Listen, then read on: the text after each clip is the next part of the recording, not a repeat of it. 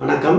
இன்னைக்கு இந்த பதிவு வாயிலாக நம்ம என்ன பார்க்கணும் அப்படின்னா, வாழ்க்கையோட நோக்கம், மனிதனோட வாழ்க்கையோட நோக்கம் என்ன அப்படின்னா ஜாய். இந்த ஜாயை காலையிலேருந்து ராத்திரி வரைக்கும் தக்க வச்சுக்கிறதுக்கு நம்ம என்ன செய்யணும், நம்ம என்ன செஞ்சுக்கிட்டு இருக்கோம், என்ன செய்யணும் அப்படின்னு கேட்டாக்கா, வாழ்க்கையை பார்த்தினாக்கா 3 விதமாக மனிதன் வாழ்ந்துட்டு இருக்கு. ஒன்று பார்த்தினாக்கா, நேர்மறையான எண்ணத்தில் வாழ்கிற மக்கள் நிறைய பேர் இருக்காங்க. எதிர்மறையான எண்ணத்தில் வாழ்கிறவங்க நிறைய பேர் இருக்காங்க. ஆனால் நிறைய பேர்ட்டுக்கங்க, நான் நேர்மறையும் கிடையாப்பா எதிர்மறையும் கிடையாப்பா அப்படின்னு சராசரி நிலை ஒன்று இருக்கு. இந்த நிலையில் தான் நிறைய பேர் தன்னை வச்சுக்கிறாங்க.